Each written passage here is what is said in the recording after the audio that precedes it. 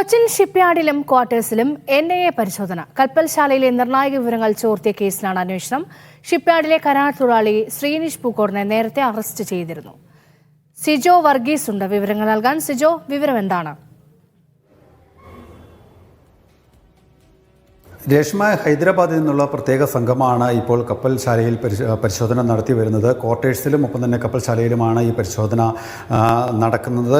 NIAയുടെ പ്രത്യേക സംഘം ഈ പരിശോധന നടത്തി വരികയാണ്. അതായത് കരാർ വ്യവസ്ഥയിൽ കഴിഞ്ഞ വർഷം മാർച്ച് മുതൽ ഡിസംബർ വരെയുള്ള കാലയളവിൽ ജോലി ചെയ്തിരുന്ന മലപ്പുറം സ്വദേശി ശ്രീനിഷ് പൂക്കോടിനെതിരെ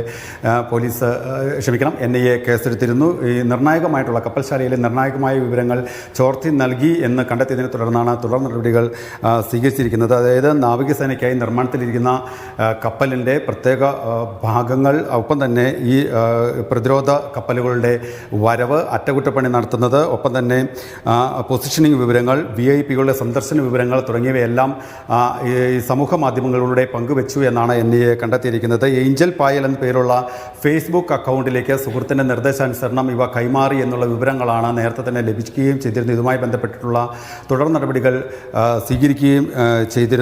എന്തായാലും ഇത്തരത്തിൽ ഈ ശ്രീനിഷ് പൂക്കോടനുമായി ബന്ധപ്പെട്ടിട്ടുള്ള ഫോൺ വിവരങ്ങൾ NIA സംഘം ശേഖരിക്കുകയും ചെയ്തിരുന്നു. ഇദ്ദേഹത്തിൻ്റെ ബാങ്ക് അക്കൗണ്ട് വിവരങ്ങളടക്കം പരിശോധിച്ചിട്ടുണ്ട്. ഏതെങ്കിലും രീതിയിലുള്ള സഹായങ്ങൾ, സാമ്പത്തിക സഹായം ഉൾപ്പെടെ പുറത്തുനിന്ന് ലഭിച്ചിട്ടുണ്ടോ തുടങ്ങിയ കാര്യങ്ങളിലെല്ലാം തന്നെ തെളിവുകൾ ശേഖരിക്കേണ്ടതുണ്ട്, പരിശോധന നടത്തി അത് സ്ഥിരീകരിക്കേണ്ടതുണ്ട്. ഒപ്പം തന്നെ മറ്റു കാര്യങ്ങൾ, ഏതെങ്കിലും രീതിയിലുള്ള അക്കൗണ്ട്, മറ്റു രീതിയിലുള്ള പുറത്തുനിന്നുള്ള സാമ്പത്തിക സഹായം അടക്കം ലഭിച്ചിട്ടുണ്ടോ, ആര് പറഞ്ഞിട്ടാണ് ഇത്തരത്തിൽ ഈ ചിത്രങ്ങൾ അയച്ചു നൽകിയത് തുടങ്ങിയ കാര്യങ്ങളെല്ലാം തന്നെ വ്യക്തത വരുത്തേണ്ടതുണ്ട്. ഇതുമായി ബന്ധപ്പെട്ടിട്ടുള്ള നടപടിക്രമങ്ങളാണ് ഇപ്പോൾ പുരോഗമിക്കുന്നത്. എന്തായാലും ഇതുമായി ബന്ധപ്പെട്ട ചില സൂചനകൾ NIAക്ക് ലഭിച്ചിട്ടുണ്ട് എന്നാണ് നമുക്ക് ലഭ്യമാവുന്ന വിവരം.